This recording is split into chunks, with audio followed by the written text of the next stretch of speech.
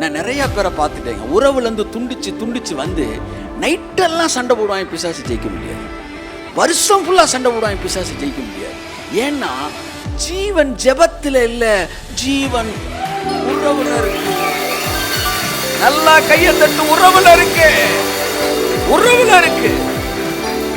உறவு போன உடனே ஜீவன் போயிடுச்சு. திரும்ப இயேசு வந்து சிலுவையில் ஜீவனை கொடுத்து உறவை இணைச்சார் பாருங்க. ஜீவன்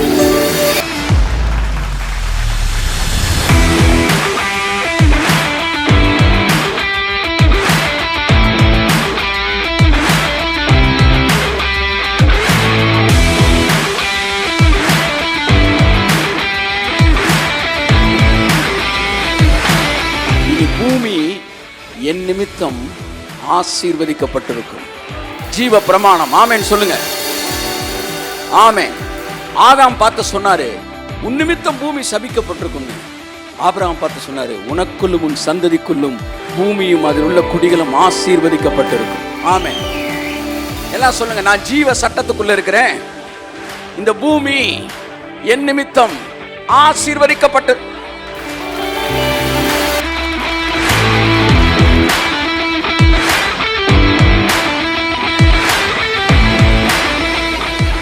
புது சிருஷ்டியா இருக்கிறான். பழையவைகள் ஒளிந்து போயின. எது? பாவ பிரமாணம், மரண பிரமாணம் எல்லாம் ஒளிந்து போயின, எல்லாம் புதிதாயின. அப்ப இந்த புது பிரமாணத்துக்குள்ள அவன் என்ன செஞ்சிட்டான்? வந்துட்டான். அப்ப என் கேள்வி, நம்ம எல்லாருக்குள்ளேயும் ஜீவன் வந்திருக்கு. என்றைக்கு இயேசுவே ஆண்டவர் என்பதை உங்கள் இருதயத்தில் விசுவாசித்து வாயிலே அறிக்கையிடுகிறீர்களோ, அப்ப ஆவியில் இருக்கிற அந்த ஜீவன் ஆத்மாவுக்கு வந்து சரீரத்துக்கு வந்துருச்சு. சரீரத்துக்கு வந்துருச்சு. சொல்லுங்க, சரீரத்துக்கு வந்துருச்சு சார். சரீரத்துக்கு வந்துருச்சு சார் இந்த ஜீவன். உங்க ஆத்மாவுக்கு வந்துருச்சு சார் அந்த ஜீவன். ஏ மெனா ஹதா ரபா லபா ஷந்துனே மெனமதியங்கு. அப்ப நல்லா கவனிங்க. இந்த ஜீவன் சிலரிடத்திலே வெளியரங்கமாய் வேலை செய்கிறது, சிலரிடத்திலே வேலை செய்யவில்லை. ஆனா ரெண்டு பேரும் கிறிஸ்துவுக்குள்ள தான் இருக்கிறான். நானோ உங்களுக்கு ஜீவன் உண்டாயிருக்கவும் அப்படின்னா யாரெல்லாம் ஏற்றுக்கொண்டீங்க? கை தூக்குங்களேன், நல்லா கை தூக்குங்களேன். அப்ப நீங்க எல்லாருக்குள்ள என்ன வந்துருச்சு? அப்ப நானோ உங்களுக்கு ஜீவன் உண்டாயிருக்கவும் அந்த ஜீவன் பரிபூரணப்படவும் வந்தேன் என்று சொன்னார். அப்ப இங்க ஜீவன் இல்லாம யாராச்சும் இருக்கீங்களா? எல்லாருக்குள்ளேயும் ஜீவன் இருக்கு. ஜீவன் இல்லாதவங்க யாருமே கிடையாது. வெளியில இருக்கவங்களுக்கெல்லாம் உசுர் இருக்கு, உங்கள்கிட்ட எல்லாம் ஜீவன் இருக்கு. உங்க ஆவியில் அது நிரம்பி வழிஞ்சுக்கிட்டு இருக்கு. நீங்க இனிமே மேல போற அளவுக்கு, இனிமே ஒரு இன்ச்சு கூட மேல தூக்க முடியாத அளவு உயரத்துல உட்கார்ந்துருக்கீங்க. இதுக்கு மேல வேற இடமே இல்லை உங்களை உட்கார வைக்கிறதுக்கு. அந்த இடத்துல உன்னதங்களில் அவரோடு கூட உட்கார்ந்துட்டீங்க. இதுக்கு மேல உங்களை தூக்குறதுக்கு ஒண்ணுமே இல்ல. அந்த இடத்துல நீங்க இருக்கிறீங்க. உங்க ஜபமோ உபவாசமோ 40 நாள் ஜபமோ எதுவுமே இதுக்கு மேல தூக்குறதுக்குன்னு ஒரு இடமும் இல்லை. அதனால நீங்க பண்ற அம்புட்டுமே வேஸ்ட். ஏன்னா அது எல்லாம் செய்யறதுக்கு முன்னாடி அவர் கொண்டு போய் உங்களை மேல உட்கார வச்சிருக்காரு.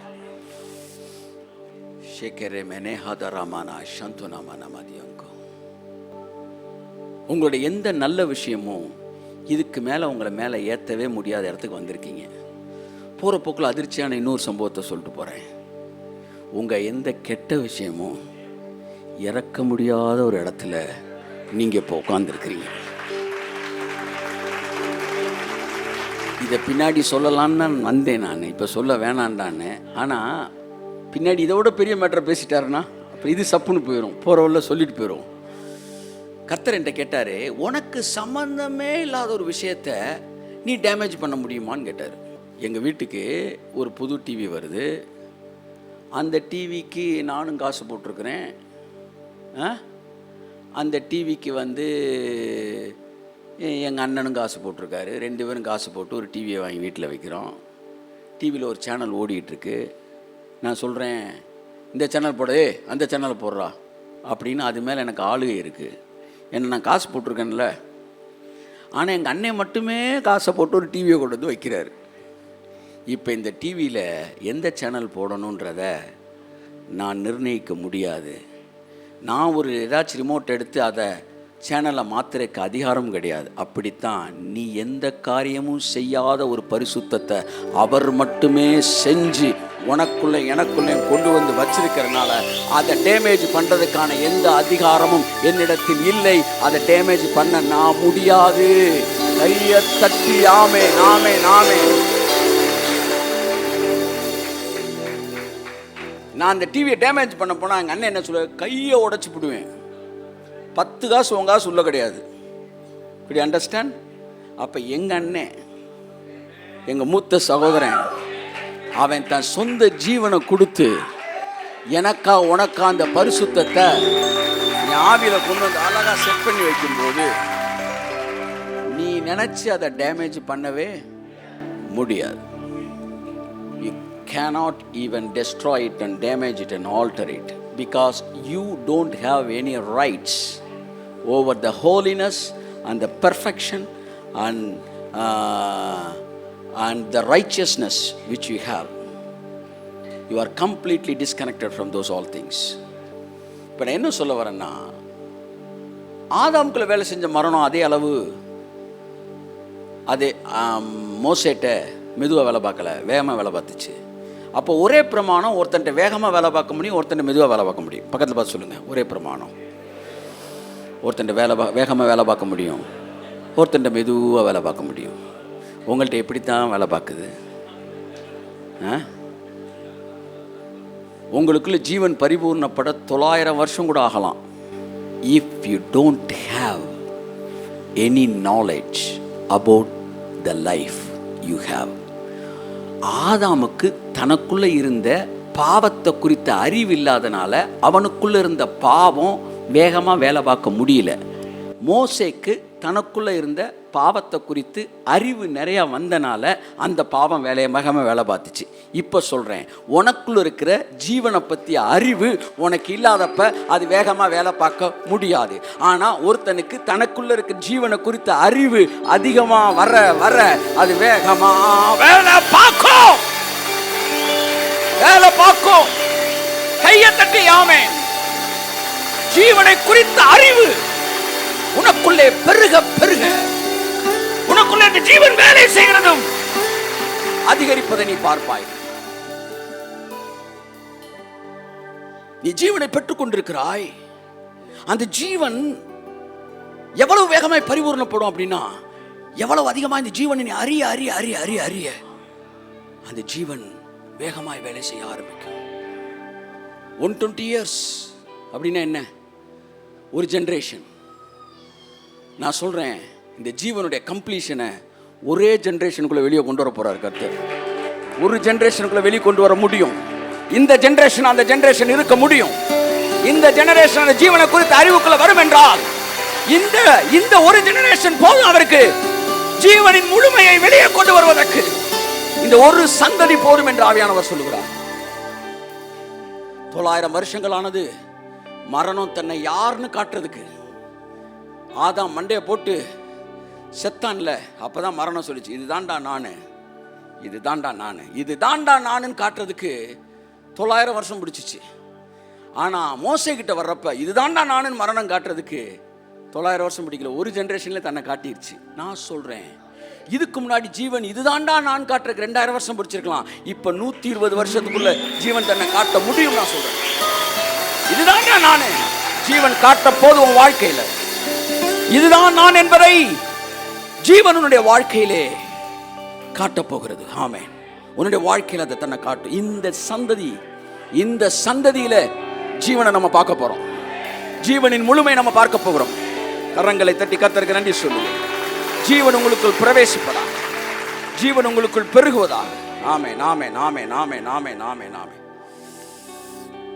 சோ ஆதாம் நன்மை தீமை அறியத்தக்க விருட்சத்தை புசித்த போது, புசித்த மாத்திரத்திலே மரண பிரமாணத்துக்குள் வந்து விட்டான். அவன் மூலமாய் சர்வ சிருஷ்டியும் மரண பிரமாணத்துக்குள் வந்தது. மரணத்தோட பிரமாணம் என்ன? வாசிங்க, ஆதியாகமம் 3ஆம் அதிகாரம் 17ஆம் வசனம். 3ஆம் அதிகாரம் 4:5 பழத்தை புசிக்கிறான். 17 அந்த பாவ பிரமாணம் மரண பிரமாணம் அவன்கிட்ட ஆளுகை செய்து 3:17 வாசிங்க. 16 கூட நீங்க வாசிக்கலாம். அவர் ஸ்திரீயை நோக்கி, நீ கர்ப்பவதியாய் இருக்கும்போது உன் வேதனையை மிகவும் பெருக பண்ணுவேன், வேதனையோட பிள்ளை பெறுவாய், உன் ஆசை உன் புருஷனை பற்றி இருக்கும், அவன் உன்னை ஆண்டு கொள்வான் என்றார். அவன் உன்னை ஆண்டு கொள்வான். சோ பாவ பிரமாணம், மரண பிரமாணம். பாவத்தின் சம்பளம் மரணம். எல்லாம் சொல்லுங்க, எல்லாம் சொல்லுங்க. பாவத்தின் சம்பளம் மரணம். ஸோ அந்த பிரமாணம் அதை புசிச்ச உடனே லேபர் பெயின், அந்த பெயினுக்கு பேர் என்ன சொல்கிறாங்க? லேபர் பெயின்றாங்க. ஆமாம். அப்போ அவளுக்கு அந்த கான்சிக்வன்சஸ் வருது. இதுதான் பிரமாணம். பிரமாணம்னா சட்டம். சட்டம் தன் கடமையை செய்யும். நம்ம எல்லாருக்கும் ஆதாம் தெரியும். எத்தனை பேருக்கு ஆதாம் தெரியும் சொல்லுங்கள்? சரி, நம்ம எல்லாருக்கும் ஆதாம தெரியும். சரி, அப்போ என்னென்ன கான்சிக்வன்சஸ்லாம் வருது நல்லா பார்க்கணும். இங்கே எதுக்கு திரும்ப இதை பார்க்க போகிறோம்? இந்த பாவ பிரமாணத்துக்குள்ள இதெல்லாம் வேலை பார்த்தா ஜீவ பிரமாணத்துக்கு வந்த பிறகு இதெல்லாம் உங்கள்கிட்ட வேலை பார்க்காது என்பதற்காக நான் சொல்ல வருகிறேன். அடுத்தது வாசிங்க. பின்பு அவர் ஆதாமை நோக்கி, நீ உன் மனைவியின் வார்த்தைக்கு செவி கொடுத்து புசிக்க வேண்டாம் என்று நான் உனக்கு விலக்கின விருட்சத்தின் கனியை புசித்தபடியினாலே பூமி உன் நிமித்தம் சபிக்கப்பட்டிருக்கும். பூமி உன் நிமித்தம் சபிக்கப்பட்டிருக்கும். First consequences. தேவன் சபிக்கலை, தேவன் கான்சிக்வன்சஸ் சொன்னார். நீ இப்படியே போனீன்னா வீணாக போயிடுவப்பா, நீ இப்படி படிக்காமல் இருந்தால் ஃபெயில் ஆயிடுவப்பா. என்ன சபிக்கிறீங்க? சபிக்கலப்பா, படிக்காமல் இருந்தால் கான்சிக்வன்சஸ் ஃபெயில் ஆயிடுவேன். நீ பழத்தை புசிச்சனால இனி பூமி உன் நிமித்தம் சபிக்கப்பட்டிருக்கும். எப்படி இருக்கும்? இனி பூமி உனக்கு ஃபேவராகவே இருக்காது, உனக்கு எதிராகவே இருக்கும். நம்பர் 1 பாவ பிரமாணத்தை பேசுகிறேன். பூமி சபிக்கப்பட்டிருக்கும் அப்படின்னா உனக்கு எதிராகவே வேலை பார்க்கும், சபிக்கப்பட்டிருக்கும். அடுத்து, நீ உயிரோடு இருக்கும் நாளெல்லாம் வருத்தத்தோட அதன் பலனை புசிப்பாய். வருத்தத்தோட, எல்லாம் சொல்லுங்க, வருத்தத்தோட பலனை புசிப்ப. ஆனா வருத்தத்தோட பலனை புசிப்ப. பலனை புசிப்ப, எல்லாம் சொல்லுங்க, ஆனா வருத்தத்தோட புசிப்ப. எல்லாரும் கல்யாணம் கட்டி வைக்கிறாங்க, சந்தோஷமா வாழணும்னு கல்யாணம் கட்டி வைக்கிறாங்க இல்லையா? ஆனால் சந்தோஷமாக தான் மட்டுமே வாழ்வாயின்னு தெரியுமா? அது எல்லாருக்குமே தெரியும். சந்தோஷமாக மட்டுமே வாழ மாட்டாங்க, அதோட ஊழ்பட்டு பஞ்சாயத்து இருக்குது. ஆனாலும் கல்யாணம் கட்டி தான் வைக்கிறோம். ஏன்? வருத்தத்தோடு பலனை புசிக்கட்டும். பலனை புசிக்கணும். ஆனால் நீங்கள் நெஞ்சத்தோடு சொல்லுங்கள், என் பிள்ளைக்கு வருத்தமே வராது கல்யாணம். தெரியும், தெரிஞ்சே நீங்கள் தள்ளி விடுறீங்களா? ஆமாம், தெரிஞ்சே தான் செய்கிறோம். ஏற்ற எங்கள் தாத்தா எங்கள் அப்பாவுக்கு செஞ்சார், எங்கள் அப்பா எனக்கு செஞ்சார். வருத்தத்தோடு பலனை புசிக்கிறது. இதெல்லாம் consequences of the law of sin. பாவ பிரமாணம். நல்லா கவனிங்க, உங்களுக்கு இதுக்கு எப்படி சம்பந்தமே இல்லை அப்படின்றது சொல்ல வரேன். அடுத்து வாசிங்க. அது உனக்கு முள்ளும் குறுக்கும் முளைப்பிக்கும். முள்ளும் குறுக்கும் முளைப்பிக்கும். வெளியின் பயிர் வகைகளை புசிப்பாய். நீ பூமியிலிருந்து எடுக்கப்பட்டபடியால் நீ பூமிக்கு திரும்ப மட்டும் உன் முகத்தின் வேர்வையால். வியர்வை, வியர்வை எல்லாம் சொல்லுங்க, எஃபர்ட். ஓகே, அடுத்து 5. நீ மண்ணாய் இருக்கிறாய், மண்ணுக்கு திரும்புவாய் என்றார். மண்ணுக்கு திரும்புவாய். பாருங்க, 5. இந்த 5 பிரச்சனைக்காக தான் 5 காயங்களை இயேசு ஏற்றுக்கொண்டார். ஆமேன். 5 பிரச்சனைக்காக, 5 கண்டத்துக்காக கிடையாது, 5 பிரச்சனைக்காக. கண்டம் இப்போ 7 டைம். பூமி சபிக்கப்பட்டிருக்கும். லா ஆஃப் சின், எல்லாம் சொல்லுங்க, லா ஆஃப் சின். பழத்தை புசிச்சனால அவன் என்ன பழத்தை புசிச்சான்? நன்மை தீமை அறியத்தக்க அறிவு. எல்லாம் சொல்லுங்க, அறிவில் தான் சார் பிரச்சனையே. சொல்லுங்க, அறிவில் தான் சார் பிரச்சனையே. அந்த அறிவு புசிச்ச உடனே நிறைய பேர் நிறைய திருட ஆரம்பிச்சிடுவாங்க, ஃப்ராட்தனம் பண்ண. ஏன்னா அவன் அடுத்தவனுடைய லைஃப்பை பற்றி பார்ப்பாங்க. பாருங்கள், நிறையா அவனை கூர்ந்து கவனிச்சிங்கன்னா அடுத்தவன் லைஃப்பை பார்த்து அதில் இருக்கிற ஓட்டையெல்லாம் பார்த்த உடனே இவனுக்கு தைரியம் வரும். அவனுக்கு எனர்ஜி என்ன தெரியுமா? அடுத்தவன் லைஃப்பை அப்படி நோண்டி நோண்டி பார்த்த உடனே இவன் செய்கிற திருட்டுத்தனத்துக்கு எல்லாம் கெட்டவன் தான்டா அப்படின்னு ஒரு எனர்ஜி பூஸ்ட், அவன் பூஸ்டர் டோசேஜ் எடுத்துக்கிறது. காரணம்னா அவன் பாவங்களை செய்கிறதுக்கு அடுத்தவனை காரணம் கட்டுறது. இதெல்லாம் it is a devil's of the knowledge. It is increasing your demonic power inside of you. So பூமி சபிக்கப்பட்டிருக்கும். இப்போ இவன் இந்த பழத்தை புசிச்ச உடனே திரும்ப திரும்ப அந்த அறிவுகிட்ட வரப்போ நான் டைவெர்ட் ஆகிறேன். என் அறிவு ரொம்ப டேஞ்சரானதுன்றக்க. அந்த பழத்துக்கு பேரே என்ன சொல்லுங்கள்? அறிவு பழம். எல்லாம் சொல்லுங்கள், சொல்லுங்கள், அறிவு பழம். எல்லாம் சொல்லுங்கள், ஆமாம், ஞானப்பழம் இல்லை, இது அறிவு பழம். ஞானப்பழம்னா ஃப்ரெஷ்ஷாக இருக்குது, அறிவு பழம்னா அழுகின பழம். இந்த அறிவு பழத்தை புசிச்சனால இவனுக்குள்ளே இவ்வளோ பிரச்சனை வந்துச்சு. இப்போ மரண பிரமாணம் நம்ம எல்லாரையும் ஆளுகை செஞ்சிருச்சு. நான் முடிக்கிறேன். இப்போ இயேசு கிறிஸ்து வருகிறார். நானே வழியும் சத்தியம் ஜீவன் சொன்னபோது, இயேசுவே ஆண்டவர் என்று உங்கள் இருதயத்தில் விசுவாசித்து உங்கள் வாயிலே நீங்கள் அறிக்கை செய்த போது, நீங்கள் இப்பொழுது நன்மை தீமை அறியத்தக்க விருட்சத்தை அல்ல, அந்த ஜீவ விருட்சத்தை நீங்கள் பறித்து புசிக்கிறீர்கள், புசித்து விட்டீர்கள். நீங்கள் அந்த ஜீவ விருட்சத்தை புசிச்சனால இப்போ ஜீவன் உங்களுக்குள்ள ஆளுகை செய்ய ஆரம்பிச்சிருச்சு. இப்போ இந்த ஜீவன் உங்களுக்குள்ள ஆளுகை செஞ்சனால ரோமர் 8:2 படி பாவம் மரணம் என்பவைகளின் சட்டங்களிலிருந்து நீங்கள் விடுதலையாகி ஜீவனின் சட்டத்திற்குள்ளாக நீங்கள் வந்திருக்கிறீர்கள். கரங்களை தட்டி ஆமென் சொல்லுங்கள். பாவம் மரணம் என்பவைகளின் சட்டங்களிலிருந்து நீங்கள் விடுதலையானீர்கள். அந்த சட்டம் என்ன சொல்லுகிறது? 1, இனி பூமி உனக்கு சபிக்கப்பட்டிருக்கும். 2, வருத்தத்தோடு பலனை புசிப்ப. 3, முள்ளும் குறுக்கும் உனக்கு பிறப்பிக்கும். 4, உன் எஃபர்ட்ல தான்டா நீ சாப்பிடுவ.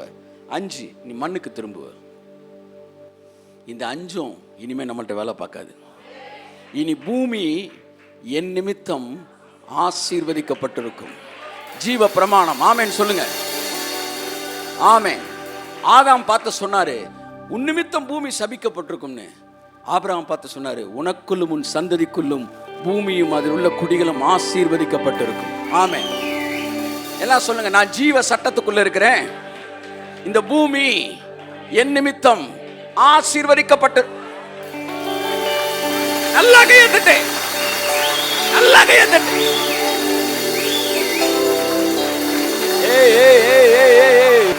உங்களுக்குள்ள இந்த ஜீவன் வீட்டுக்குள்ள போங்க. உங்க நிமித்தம் உங்க வீடு ஆசீர்வதிக்கப்படும். ஏனென்றால் ஜீவ சட்டம் உங்களுக்கு வேலை செய்து கொண்டிருக்கிறது. நீங்கள் அந்த சட்டத்திற்குள் இருக்கிறீர்கள், நீங்கள் அந்த பிரமாணத்திற்குள் இருக்கிறீர்கள். ஆகையால் நீங்கள் போகிற இடமெல்லாம் பூமி உங்கள் நிமித்தம் ஆசீர்வதிக்கப்பட்டிருக்கும். 2வது, நீங்கள் இனி வருத்தத்தோடு பலனை புசிக்க மாட்டீர்கள், இனி சந்தோஷத்தோடு பலனை புசிப்பீர்கள். ஆமென், ஆமென், ஆமென். கண்ணுக்குள்ளே என்னை வைத்து கடைசி வரைக்கும் காத்துக் கொள்வார். கண்ணுக்குள்ளே என்னை வைத்து இயேசு என் தேவன், இயேசு என் ஜீவன், இயேசுதான் எனக்கு எல்லாம் எல்லாம். இயேசு என் தேவன், இயேசு என் ஜீவன், இயேசுதான் எனக்கு எல்லாம் எல்லாம். கட்டவிழ்த்தார், என்னை கட்டவிழ்த்தார், சத்துருவை அவர் துரத்தி விட்டார். ஆமென். இயேசு கட்டவிழ்த்தார், சத்துருவை அவர் துரத்தி விட்டார். பாவத்தையும் வியாதியையும் சாவினால் வென்று ஜெயம் எடுத்தார்.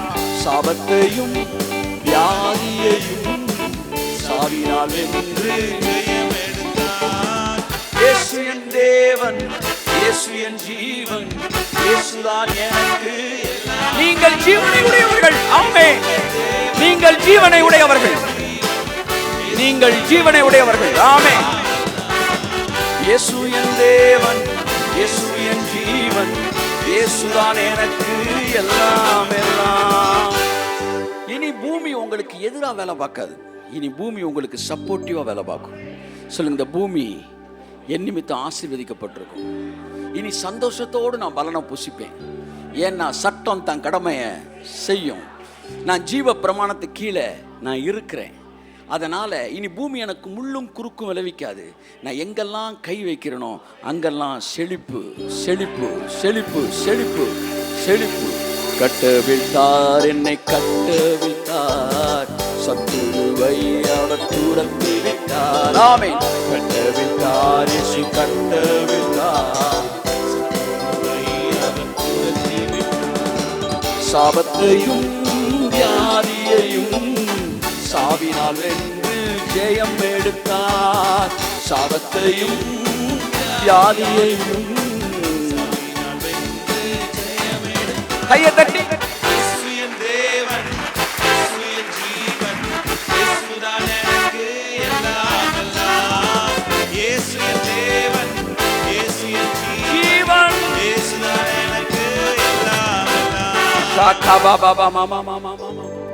இனி முகத்தின் வியர்வையினால் நீ புசிப்பாய். எஃபர்ட் எல்லாம் சொல்லுங்க. Effort effort effort. ஆமா, நம்முடைய வாழ்க்கை இனி எஃபர்ட்டில் வர்ற வாழ்க்கையாக இருக்காது, எஃபர்ட்லெஸ் பிளெஸிங்காக இருக்கும். ஆண்டாண்டு காலமாக எஃபர்ட் இல்லாமல் ஒன்று வந்தால் அது தப்பு அப்படின்னு நமக்கு சொல்லி கொடுத்தாங்க. ஆமாம், தப்பு தான். அதை திருடியோ அல்லது பொய் சொல்லியோ அல்லது தப்பாக கணக்கு காட்டியோ அல்லது கொள்ளையடிச்சோ பேங்க்லேருந்து இது பண்ணியோ மற்றவன்ட்ட செயின் ஸ்நாச் பண்ணியோ இந்த மாதிரி எஃபர்ட்லெஸ். அது கூட எஃபர்ட்டு தான். அதுலேயும் ஒரு எஃபர்ட் இருக்குது. உட்காந்து நைட்டெல்லாம் கணக்கை பார்க்கணும், அது பெரிய எஃபர்ட்டு. அது கொஞ்ச நாள் ஹார்ட் பெயின் ஆகி செத்து போயிடுவோம் நம்ம. பட் அதுவும் எஃபர்ட் தான். அது இதோட கொடுமையான எஃபர்ட். அது எஃபர்ட்லெஸ் அப்படின்னா ஆதாம், நான் சொல்கிறேங்க, அடுத்த வருஷம், ஆமாம் அடுத்த வருஷம் எப்படி இருக்குன்னு கர்த்தர் சொன்னார். ஒரு சின்ன ஒரு டீசர் கொடுக்குறேன் இப்போ உங்களுக்கு. டீசர் கொடுக்குறேன். நெக்ஸ்ட் இயர்லாம், from next year onwards, in coming days, your life will not be a life of labour but life of favour. That will be our life. ஆமென். கர்த்தர் சொன்னார், என் காருண்யம் உன்னை பெரியவனாக்கும். கரங்களை தட்டி கர்த்தர் கண்டி சொல்லுவோம். அவருடைய காருண்யம், the favor of God, அதுதான் நம்மளை பெரியவனாக்க போகுது. Not by our labour but by his favor. என் அன்புக்குரியவர்களே, அதுதான் கிறிஸ்தவ வாழ்க்கை. அதுதான் ஜீவனில் இருக்கிற வாழ்க்கை. ஜீவனில் இருக்கிற எல்லாம் சொல்லுங்க, நான் ஜீவனில் இருக்கிறேன். சொல்லுங்க, நான் ஜீவனில் இருக்கிறேன். நான் ஜீவனில் இருக்கிறேன். சொல்லுங்க, நான் ஜீவனில் இருக்கிறேன். நான் ஜீவனில் இருக்கேன். நான் தோத்து போக முடியாது. கை தட்டி, நான் தோத்து போக முடியாது. தோக்க முடியாது சகோதரி. நீ ஜீவனுக்குள்ள இருக்கிற. உன் வாழ்க்கையில வியாதி ஆளுகை செய்ய முடியாது. நீ ஜீவன்ல இருக்கிற. உன் வாழ்க்கையை தோல்வி ஆளுகை செய்ய முடியாது. நீ ஜீவன்ல இருக்கிற. மரணம் ஆளுகை செய்ய முடியாது. நீ ஜீவன்ல இருக்கிற. நீ தோத்து போக முடியாது. நான் மறுபடியும் உங்களுக்கு அதை ஞாபகப்படுத்தினேன். சிறு வயதில் இருந்தப்ப பூமி உருண்டையாக இருந்த போது என்று சொன்னப்போ நான் சொன்ன அந்த இது உங்களுக்கு தெரியும். சார், உருண்டையாக இருந்தால் ஓரத்தில் இருக்கிறவங்களாம் கீழே விழுந்துட மாட்டாங்க சார் வலிக்கு அப்படின்னு கேட்ட கேள்வி. அப்போ என் கிளாஸ் டீச்சர் சொன்ன ஆன்சரு, இப்போ நீ ஓரத்தில் தான் இருக்கிற, எங்கே விழு அப்படின்னாரு. இப்போ ஓரத்தில் தான் இருக்கிற, எங்கே விழு பார்ப்போம் அப்படின்னு. நீ எந்த ஓரத்தில் தான் விழ முடியாது. ஏன்னா நீங்கள் புவியீர்ப்பு விசை என்கிற சட்டத்திற்குள்ளே இருக்கிறீர்கள். அதனால் பூமியில் எங்கே இருந்தாலும் நீ விழ முடியாது. அப்படித்தான் நீங்க தோத்து போக முடியாது. ஏனென்றால் உங்களை ஒரு சட்டம் ஆளுகை செய்து கொண்டிருக்கிறது. அந்த சட்டம் ஜீவனின் சட்டம், வெற்றியின் சட்டம், உயர்வின் சட்டம், மேன்மையின் சட்டம், பெருக்கத்தின் சட்டம். பெற்றுக்களுடைய வெற்றியை, பெற்றுக்களுடைய சுதந்திரத்தை, பெற்றுக்களுடைய உயர்வை, பெற்றுக்களுடைய பெருக்கத்தை அது உன்னை ஆளுகை செய்கிறது. அது உன்னை ஆளுகை செய்து கொண்டிருக்கிறது. ஜீவன் என்னை ஆளுகை செய்து கொண்டு இருக்கிறது. சட்டம் தன் கடமையை செய்து கொண்டிருக்கிறது. ஆமென், ஆமென். அப்ப நீங்க இந்த ஆதாம் நன்மை தீமையை சாப்பிட்டான், நீங்க ஜீவ விருட்சத்தை சாப்பிட்டீங்க. அதனால ஜீவன் உங்களுக்குள்ள வந்துருச்சு. இப்ப நம்ம எல்லாருக்குள்ளே அந்த ஜீவன் ஆளுகை செய்து. இப்ப என்னுடைய இன்னைக்கு கொஸ்டின் என்னன்னா, பாருங்க, 5 மேட்டர் நம்மள்ட்ட வேலை பார்க்காது. பாவம், மரணம் என்பவைகளின் பிரமாணத்திலிருந்து இந்த ஜீவ பிரமாணம் என்னை விடுதலை ஆக்கிற்றே. பாருங்க, இனி வியர்வை கிடையாது. ஆமேன் சொல்லுங்க. ஆமேன், ஆமேன். வியர்வை எஃபர்ட் கிறிஸ்டியன் லைஃப்லேயும் சரி, அதாவது ஸ்பிரிச்சுவல் லைஃப்லேயும் சரி, ஃபினான்ஷியலையும் சரி, இனி எஃபர்ட்லெஸ் லைஃப் தான் உங்களுடைய ஆசீர்வாதம். இதை நீங்கள் அங்கீகரிச்சிங்கன்னா இப்போ இது உங்கள் வாழ்க்கையில் ரிலீஸ் ஆகுது. இயேசு நாமத்தில் எஃபர்ட்லெஸ் பிளஸ்ஸிங். நான் ட்ராக்கை விட்டு எப்போ வெளியே வரேன் அப்படின்னு எப்படி நம்ம கண்டுபிடிக்கலாம்? எனக்குள்ள ஒரு எஃபர்ட் வரும் பாருங்க, கண்டுபிடிச்சணும். ட்ராக்கை விட்டு நான் வெளியே வரேன். கடைசியில் சொல்கிறாரு, நீ மண்ணா இருக்கிறாய், நீ மண்ணுக்கு திரும்புவாய். இந்த எர்த்லி லைஃபுக்கு நீ திரும்புவ, அந்த எர்த்துக்கே திரும்பிடுவ. ஆனால் நான் உங்களுக்கு சொல்கிறேன், நீங்கள் மண்ணுக்கு திரும்புகிறவர்கள் அல்ல, நீங்கள் விண்ணுக்கு திரும்புகிறவர்கள். ஆமென். I am talking about the heaven standard life on earth. அதாவது பரலோகத்தரமான ஒரு வாழ்க்கையை இந்த பூமியில் வாழ்வதற்கு கர்த்தர் உங்களை அழைத்திருக்கிறார், ஆசீர்வதிச்சிருக்கிறாரு. You are chosen to live a heaven standard life on this earth. You are living on this earth, but you are not an earthly people. You are heavenly people. You are chosen by God to live a heaven standard life on this earth. That is what you are calling. That is what the purpose of your life. கையை தட்டி ஆமென்.